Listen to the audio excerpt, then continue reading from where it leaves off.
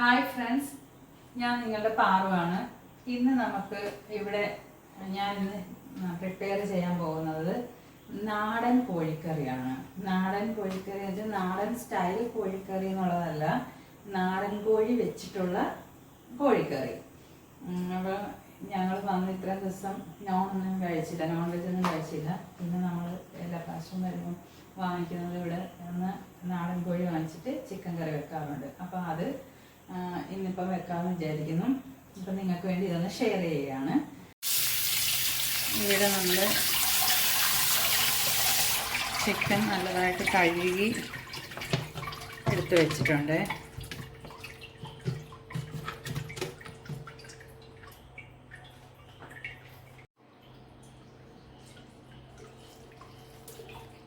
ഈ ചിക്കൻ കുക്കറിലേക്ക് ഇട്ട് കൊടുക്കാം.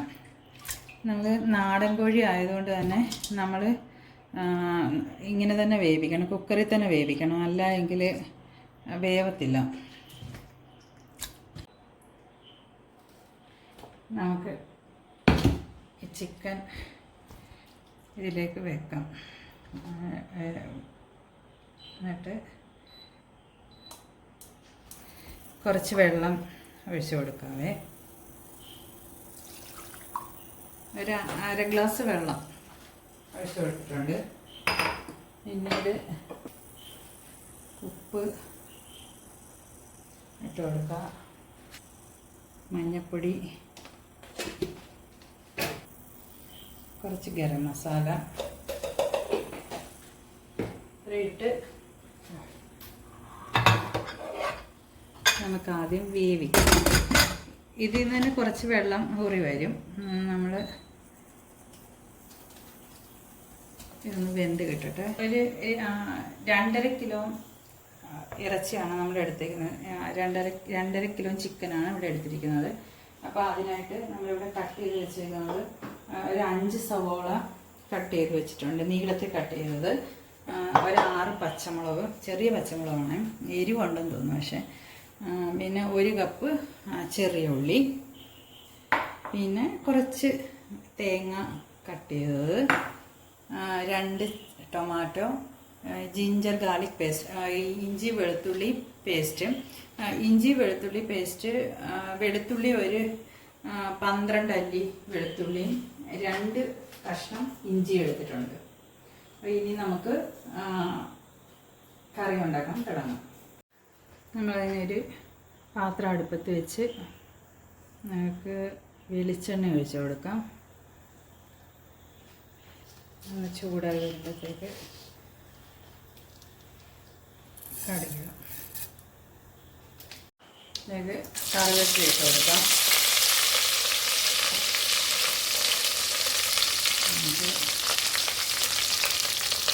ചെറിയ ഉള്ളി,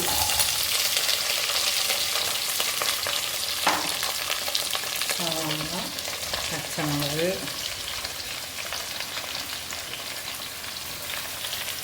കുറച്ച് ഉപ്പ് കൂടി ഇട്ട് കൊടുക്കാം.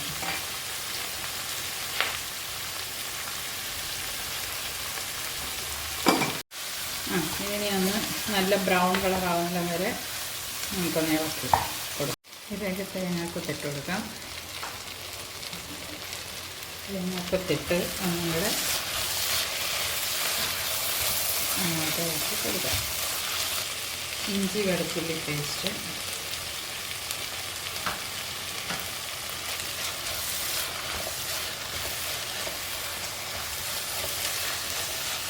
ഇതിൻ്റെ പച്ചച്ചവ മാറുന്ന വരെ ഒന്ന് ഇളക്കി കൊടുക്കണം.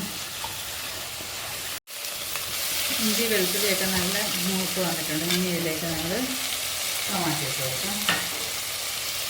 ഈ ടൊമാറ്റോയിലെ തീരെ നമ്മൾ വെള്ളം ചേർത്ത്. നാടൻ റെസിപ്പി ഉണ്ടാക്കുമ്പോൾ എപ്പോഴും നമ്മൾ വെളിച്ചെണ്ണ തന്നെ യൂസ് ചെയ്യണം. സൺഫ്ലവർ ഓയിലാണ് മറ്റേത് ഞാൻ അവിടെ ചിക്കനൊക്കെ എടുക്കുന്നത്. കാരണം നമ്മളങ്ങനെ നാടൻ രീതിയിലൊന്നും അല്ലല്ലോ വെക്കണം. ഇത് ഇങ്ങനെ തന്നെ വെക്കണം, എങ്കിലേ അതിൻ്റെ മുഴുവൻ ടേസ്റ്റ് നമുക്ക് എടുക്കത്തുള്ളൂ. ഈ ടൊമാറ്റോ ഒന്ന് വെന്ത് വരട്ടെ. എനിക്ക് കിട്ടുന്നേ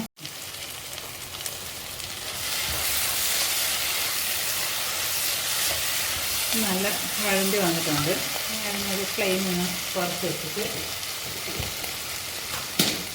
മസാലകൾ ചേർക്കാം. മതി.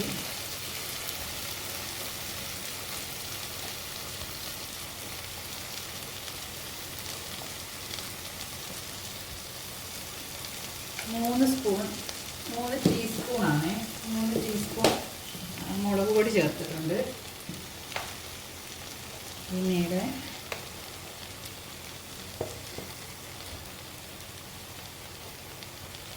ഒരു 3.5 ടീസ്പൂൺ മല്ലിപ്പൊടി. ചിക്കന് മല്ലിപ്പൊടി കൂടുതലും മുളക് പൊടി കുറവും, ശകലം കുറവ്. 3-3.5 ആ ഒരു രീതിയിൽ ചേർക്കണം. മുളക് പൊടി കാശ്മീരി ചില്ലി പൗഡറാണ്, മറ്റേത് ഞാൻ യൂസ് ചെയ്യാറില്ല. മറ്റേത് ആണെങ്കിൽ കുറച്ചും കൂടെ കുറവ് ഉപയോഗിച്ചാൽ മതി, ഇല്ലെങ്കിൽ ഭയങ്കര എരിവായിരിക്കും. ഇത് പിന്നെ എരിവ് കുറവാണ്. നമ്മൾ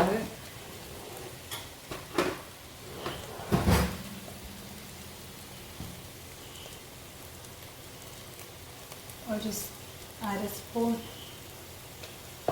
ഗരം മസാല ഇട്ട് കൊടുത്ത് ഒന്നും കൂടെ ഒന്ന് ഇളക്കി കൊടുത്തിട്ട്, നമ്മൾ കുറച്ച് ഗരം മസാല നമ്മൾ ചിക്കൻ വേവിക്കാനായിട്ട് ഇട്ടിട്ടുണ്ടായിരുന്നേ. പിന്നീട് ആദ്യം കുറച്ച് കുരുമുളക് പൊടി ഇട്ട് കൊടുക്കുക. കുരുമുളക് പൊടി എരിവിനനുസരിച്ച് അവരവർക്ക് വേണ്ടതിനനുസരിച്ച് എത്ര എരിവ് വേണോ അത്രയും അനുസരിച്ച് ഇട്ട് കൊടുത്താൽ മതി. നമ്മൾ പെപ്പർ ചിക്കനൊന്നും അല്ലല്ലോ വെക്കുന്നത്, അപ്പം ഓവറായിട്ട് നമുക്ക് കുരുമുളക് വേണ്ട. പിന്നെ ഇങ്ങനെ നല്ലൊരു കളറായി വരുമ്പം നമുക്ക് ഇതിലേക്ക് വേവിച്ച് വെച്ചേക്കുന്ന ചിക്കൻ അങ്ങോട്ട് ഇട്ട് കൊടുക്കാം. ചിക്കൻ വെന്തോ നമുക്ക് നോക്കാം. ചിക്കൻ നോക്കട്ടെ വെന്തിട്ടുണ്ട്. ഇനി ഞാൻ മസാലയ്ക്കകത്ത് കിടന്നൊന്നും കൂടെ നമുക്ക്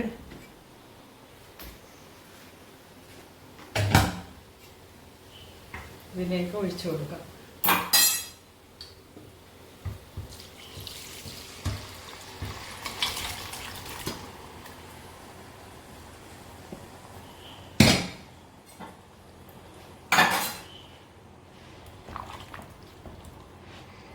ഫ്ലെയിം കൂട്ടി വെക്കാം. ഇനി ഇതിൻ്റെ അകത്തേക്ക് കിടന്ന് മസാലയൊക്കെ പിടിച്ച് കുറുകി വരട്ടെ. നമുക്കിത് പാകമായോ നോക്കാം, വെന്തോന്ന് നോക്കാവേ.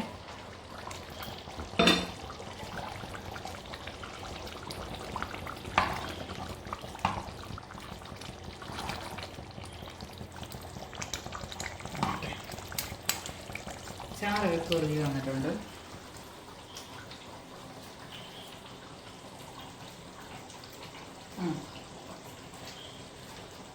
ഉപ്പും എല്ലാം കറക്റ്റായിട്ടുണ്ട്, മസാലയും എല്ലാം നല്ലതായിട്ടുണ്ട്. ഇനി നമ്മൾ ഇത്രയും മതി, ഈ ഒരു കുറുകിയത് ഇത്രയും മതിയേ. കാരണം ഇരുന്നൊന്ന് കുറുകും. ഇവയെല്ലാം കഷ്ടത്തിലും എല്ലാം പിടിച്ചിട്ടുണ്ട്. ഇത് കണ്ടോ, ഇത് മുട്ട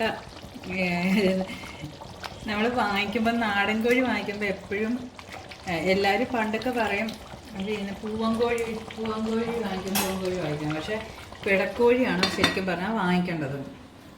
കാരണം പിടക്കോഴിക്കാണ് നെയ്യ് കൂടുതലുള്ളത്. ഇപ്പം ആ നെയ്യ് നല്ല നെയ്യാണ്, നമുക്കങ്ങനെ ദോഷമുള്ള നെയ്യല്ല ഈ നെയ്യ്. അപ്പോൾ അതാ എണ്ണമയം പോലെ വന്നേക്കുന്നത് അതിൻ്റെ നെയ്യാണ്. മറ്റേ പൂവൻകോഴി കഴിക്കുന്ന നെയ്യ് കുറവാണ്. അപ്പം അത് പിന്നെ ടേസ്റ്റും പിടക്കോഴിക്കാണ് ടേസ്റ്റ്. അപ്പം അതുകൊണ്ട് പിടക്കോഴിയാണ് ഞങ്ങൾ വാങ്ങിക്കുന്നത്. അപ്പം നിങ്ങൾക്ക് എല്ലാവർക്കും ഈ റെസിപ്പി ഇഷ്ടമായെന്ന് കരുതുന്നു. ഇഷ്ടമായെങ്കിൽ ലൈക്ക് ചെയ്യണം, കമൻറ്റ് ചെയ്യണം, സബ്സ്ക്രൈബ് ചെയ്യണം, പിന്നെ ബെൽ ബട്ടൺ പ്രസ് ചെയ്യണം. എങ്കിൽ മാത്രമേ ഞാൻ പുതിയ വീഡിയോസ് അപ്ലോഡ് ചെയ്യുമ്പം നിങ്ങൾക്ക് കിട്ടത്തുള്ളൂ. അപ്പോൾ പുതിയൊരു വീഡിയോയായി നമുക്ക് അടുത്ത ദിവസം കാണാം. Bye bye.